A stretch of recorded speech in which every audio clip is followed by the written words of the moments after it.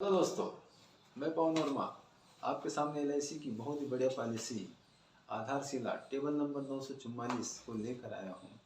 दोस्तों, ये जो पॉलिसी है ये कम आमदनी वाले व्यक्तियों के लिए है जिनके पास पैसा बहुत कम बचता है, बहुत कम पैसे पे सेविंग कर सकते हैं।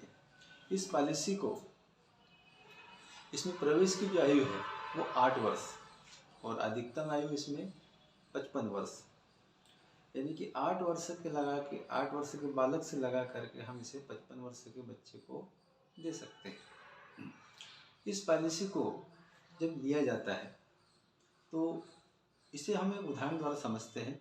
मान लो किसी व्यक्ति की एज 30 वर्ष है और उसने इसमें सम एश्योर्ड यानी कि बीमा 2 लाख रुपए का लिया है।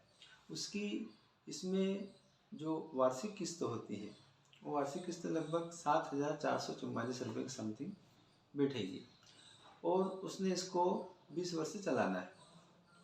हालांकि इसको 10 वर्ष से भी चला सकते हैं, 11 वर्ष, 12 वर्ष, 13 वर्ष, मतलब जैसा चाहे वैसा अपन इसको चला सकते हैं। मैं आपको बता रहा हूँ कि उसने 20 वर्ष के लिए इसको लिया है। अब जब 20 वर्ष पूरे हो जाते हैं तो उसको जो उसका बीमा है 2 लाख प्लस लॉयल्टी एडिशन 65,000, यानी टोटल उसको 2,65,000 रुपये इसमें रिफंड होता है। दूसरा, अगर वो व्यक्ति जो इस पॉलिसी को जिसने लिया है 1 वर्ष से लगा के 5 वर्ष के बीच अगर उसे कुछ हो जाता है, यानी मान लो उसकी डेथ हो जाती है, तो उसके जो रिश्तेदार है या फिर उसके जो नामिनी है उसको 2 लाख रुपए जो उसका बीमा है वो मिल जाता है। और अगर यही केस एक्सीडेंटल डेथ का अगर होता है तो 2 लाख जो बीमा है plus 2 lakh accidental, total 4 lakh रुपए उसके परिवार को मिलता है। और यही दुर्घटना अगर 5 वर्ष के बाद में होती है, अगर सामान्य से होती है तो 2 लाख प्लस जो पैसा उसने जमा किया उसका एक जो लॉयल्टी एडिशन होता है वो भी उसके साथ प्लस हो जाता है।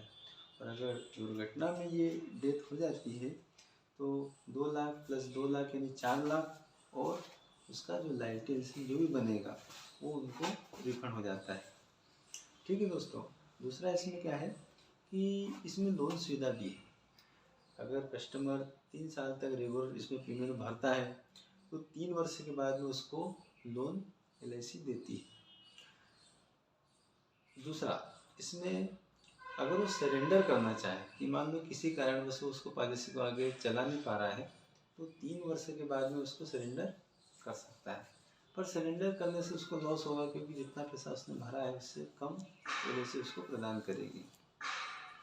और मैं तो ये कहूँगा कि आप कैसे भी हो, अगर कोई समस्या आ जाती है तो आप लोन लेकर अपनी समस्या दूर कर लीजिए। उसको सरेंडर करने की ज़रूरत नहीं, उसको आप पूरा चलाइए 20 वर्ष तक, ताकि आपके और आपके परिवार को उसको लाभ मिले।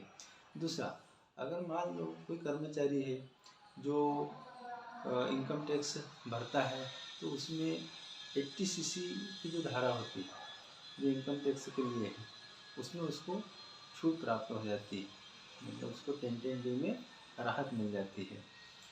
इस प्रकार से ये एक अच्छी पॉलिसी है, तो मैं आपको सजेस्ट करूँगा कि आप इसको लीजिए। और अगर ये पॉलिसी अगर आपको समझ में आई हो तो आप इसे लाइक कीजिए, कमेंट कीजिए और अपने दोस्तों में शेयर कीजिए। धन्यवाद।